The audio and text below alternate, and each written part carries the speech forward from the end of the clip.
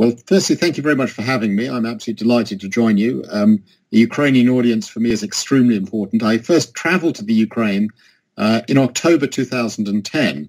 I received an invitation to give a lecture at the law faculty from the University of Lviv.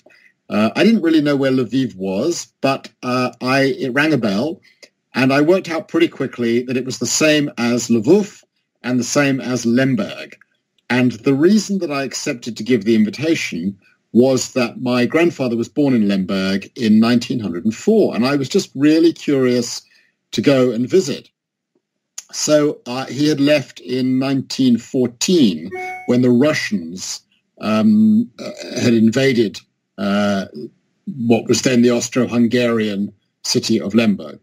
So I go off to Lviv and I have a terrific time. I'm very well looked after by the wonderful folks at law faculty. And I sort of get very interested in the city. And I start doing research in particular. The lecture that I've given is on, it turns out, two lawyers who had been students at the University of Lviv when it was the University of Lemberg in early part of the 20th century. A couple of guys who became prosecutors at the Nuremberg trial. One invented the concept of crimes against humanity. The other invented the concept of genocide. And I just got increasingly interested in the city. On my second visit, someone gave me a book, a Spanish translation of a book written in 1946, which, of course, I couldn't read the Spanish. The Polish, I could barely read the Spanish. And it was called Moj Lwow. And actually, amazingly, I was in Toronto in November to give a lecture at the University of Toronto. And after the lecture, a lady came up to me, and I've been looking for this for years, and gave me a copy of the original version of Moj Lwow, a wonderful, wonderful book written by a man called Jozef Wittlin, who had lived in Lviv, and I think, in the period about 1918 to 1926. And this book was a marvel. It was a sort of, I used it as my guidebook. It means my Lviv, my city. And all the streets are the same. All the buildings are still there. So I could wander around town imagining what it was like in the interwar years. It's an idyll, the book. And a couple of years later, I just mentioned to a friend of mine who runs a small publishing house called the Pushkin Press. I'd read this most marvelous book about this incredible city. And I told him about it, and he said, let's do an English translation. And he then imposed the condition that I should write my own essay to parallel Wittlin's essay. So as you know, the book has two essays. It has Jozef Wittlin's essay of 1946 and my essay of 2016. And they're both essays written, with great love and a great affection for this remarkable city. And Wittlin became my first guide. I'm working, actually, my main Ukrainian contact there is a marvelous lady called Sofia Dyak, who runs the Center for Urban History in Lviv, right in the center of the city. And she's now working on getting a Ukrainian translation. It's never been published in Ukrainian. So that's the context. That's how I got to speak to you. The book was published last November by Pushkin Press. It's coming out in the United States and Canada, I think, in a couple of months' time. It's not formally launched, although people can get it on the web. And it has additional attractions for anyone interested in Ukraine and the city of Lviv today. When Wittlin published it in 1946, he included photographs of the city from the back then, and all the buildings still exist. But I went with a friend of mine who's a very renowned photographer. She does photographs in the New Yorker magazine. And we spent a week there, and we took more recent photographs. You've probably seen some of them. It may be that you can reproduce some of them on your website. Magnificent photographs of different parts of the city of Lviv today. I could imagine the city as it was in the 1920s when he was there. He evokes these extraordinary passages.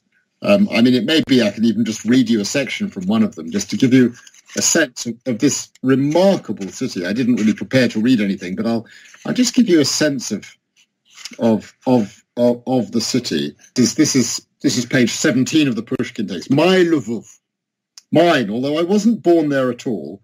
After some precise calculation, I can say that I spent a total of 18 years in Lviv. Not so very much for a man who, rightly or not, is regarded as a Lvivian and takes pride in the fact. And then he goes on to say a few pages later, the essence of being a Lvivian, which I'm endeavouring to sketch in rough outline, is an extraordinary mixture of nobility and roguery, wisdom and imbecility, poetry and vulgarity.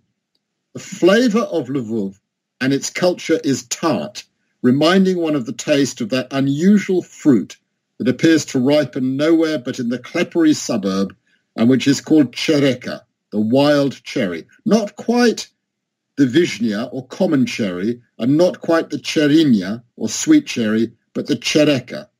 Nostalgia even likes to falsify flavours too, telling us to taste nothing but the sweetness of Lviv today. But I know people for whom Lviv was a cup of gall. And the image he paints of this incredible city, basically, when he was there, it had three communities. There were the Poles, there were the Jews, and there were the Ukrainians, who were called Ruthenians. And they lived in a sort of rough harmony. There was a hierarchy, not a happy hierarchy, I would say. The Poles were sort of at the top. The Jews were caught in the middle. And the Ruthenians were at the bottom. They had very limited rights of access to the universities. Jews, too, were excluded in large part. And then, of course, the city changed hands in 1939. It ceased to be Polish. It was overtaken first in 1939 by the Soviets. It was under Soviet control until the summer of 1941. It was then under German control from 41 to 44. And then the Soviet Red Army came back and it became part of an emergent independent Ukraine. And then in 91, it truly became part of, capital, essentially the western part of the Ukraine. So it's a city that knows a mass of different communities, that knows conflict, that knows bloodshed, that knows decency, that knows nationalism. It is a really remarkable city, and I've sort of fallen in love with it. There are two other things about the city that I've come to love. My friends there, my Ukrainian friends, who've helped me extraordinarily. It's a dark city with a dark past, and they have not shirked at all from exploring that, from opening doors that are difficult, and I've tremendously appreciated that. And the other thing is the food, which is magnificent. It probably has the best coffee in the world. No one knows this about Lviv. The reason for that, historically, is that first, many centuries ago, I think the Italians passed through, the Venetians, but more recently the Austrians with their love of coffee. And so I drink some of the best coffee. I've probably eaten 27 varieties of borscht, lots of pickled cucumbers. I'm very partial to pickles. And I go a couple of times a year, and I just love being there. So that's the thing about Lviv. You eat very well. My favorite little restaurant is this little, I write about it in my essay. It's this amazing watering hole underneath it's underneath the Bernardine Chapel. You'd never find it. It's a dungeon, basically. And they just make this fantastic lamb stew with apricots. It's fantastic. I mean, I can smell it right now as I'm talking to you. My Lviv is a very different place. For him, Lviv was the place of his youth. It's the place he went to university. It's the place that he grew up. He describes the streets, humming with life, humming with activity, a cosmopolitan, rich, intellectually vigorous, exciting place. The Lviv that I've come to know is obviously, in many respects, the same city. The buildings are the same. The streets are the same.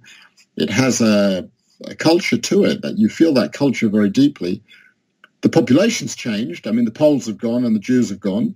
I've met a very generous Ukrainian population, so I'm always feeling very welcome when I'm there. But I suppose I'm touched by the city that was my grandfather's city. And for my grandfather, it was a very dark place. He never once talked to me about it. It was a city in which he came from a very large family of more than 80 people. They were Jewish. And of the 80 who were living in Lviv and nearby Zhovkiev in 1939. By 1945, he was the only one alive. So that infuses my feeling about the place. Not obviously, as you've picked up from the text, I have great affection for the city, but and certainly not with any sense of hostility. But it's a dark place for my grandfather. And since I visited some of those places, I found his home. You'll have seen there's a picture of the house which he was born in, which was an amazing thing. And I knocked on the door, and I describe in the book going to meet the wonderful family that lives there now, and drinking tea together. And he was the guy who lives there now was born in 1943, and he was born in that house.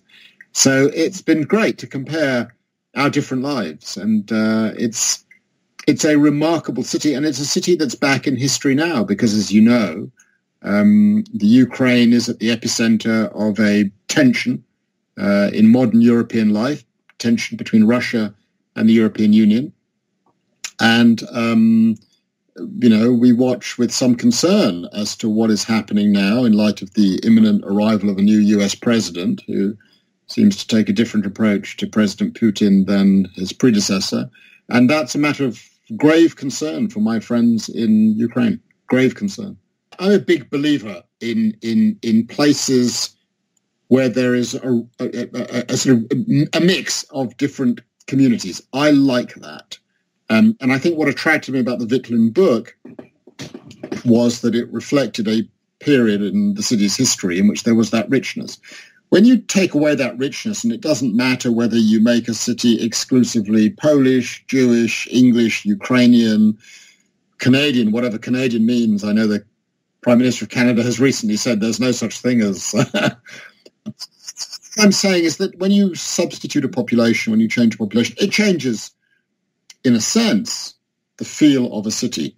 And yet, a city has a life of its own. And Lviv has its own roots. Deep historical roots. And you feel that in the city today. Look at the things I've talked about. I've talked about food. Food is incredibly important. That is a historical thing. The food is terrific. That is related to the city's history. The coffee. I mean, the place that I go and have my coffee every morning when I'm in Lviv has probably been there for 70, 80, 90 years. And so the floors are the same. The chairs might be the same. And you have that sense of continuity. There's change, but there's also continuity. And of course, a city's culture is dependent upon its buildings.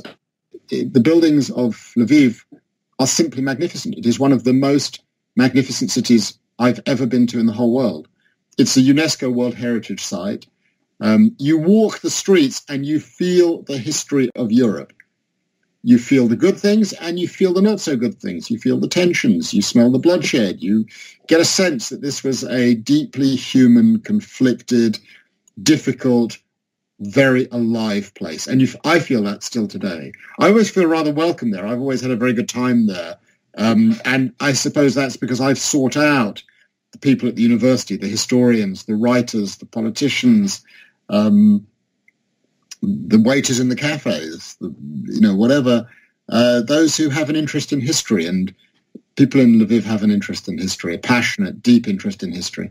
Absolutely. I mean, the people I've got to know best, I've mentioned Sofia Dyak.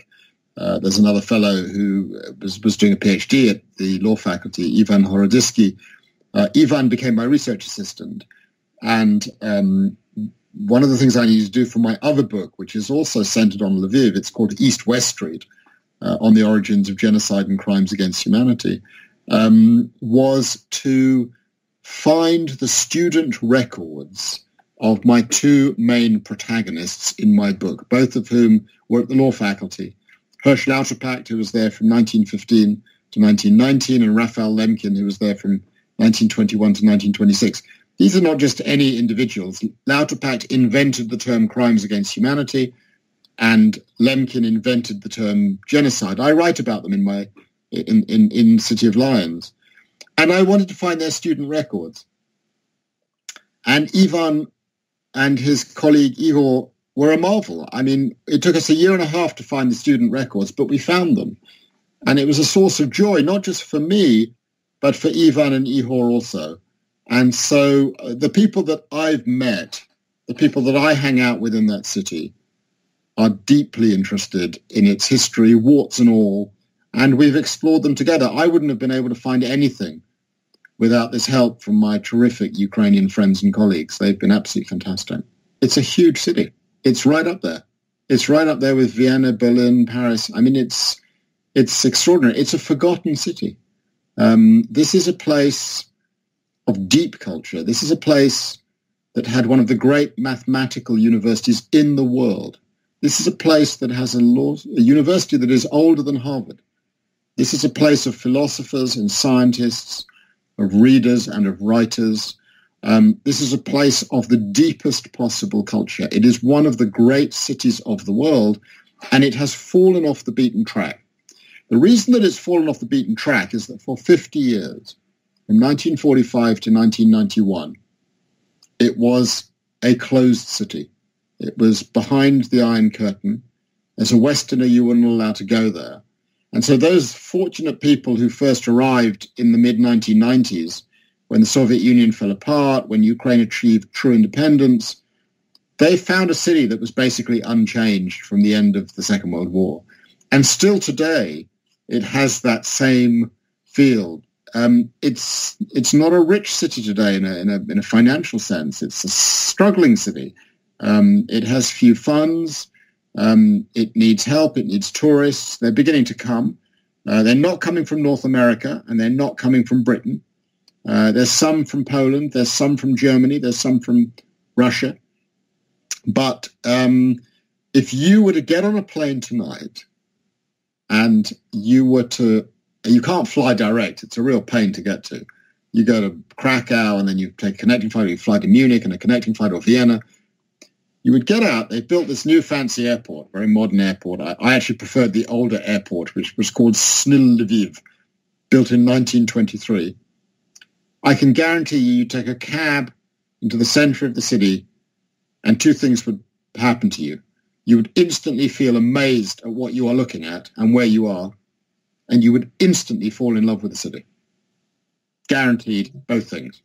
But it's also a city that faces tremendous difficulties. I mean, it's a country, to speak very frankly, that faces enormous challenges. I mean, there is a major corruption problem in the Ukraine that someone is going to have to address. And, I meet these wonderful students at the faculty who tell me these horror stories about how you can bribe teachers and to get better grades and stuff, basically because the teachers are so badly paid. There's not a real malign instinct here. People are struggling to survive. And so if they can make a few bob giving a few extra classes or upping someone's grade in return for a bit of baksheesh, they're going to do that. I mean, it's unfortunate, but you can understand the context. I mean, the salaries of my friends at the law faculty at the University of Lviv are absolutely terrible, terrible, terrible salaries. What can I say? You have these mixed emotions when you're there, and you want to help. And I've started to help. I mean, I've helped my friends there set up a Center for Human Rights.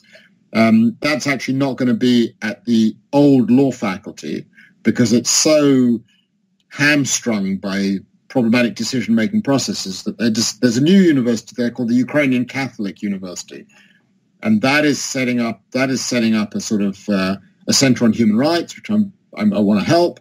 And so I'll go. I'll go next October. I'll go twice. I'll next be there in September.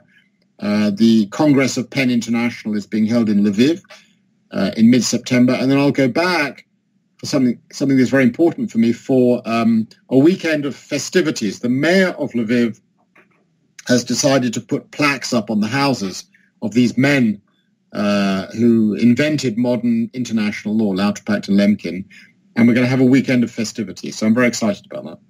I love the city, and I met the Ukrainian ambassador in London a few weeks ago, and I said to her, anything I can do to help you get the tourists in and get the people in, you just have my full support. So they know they can count on my support.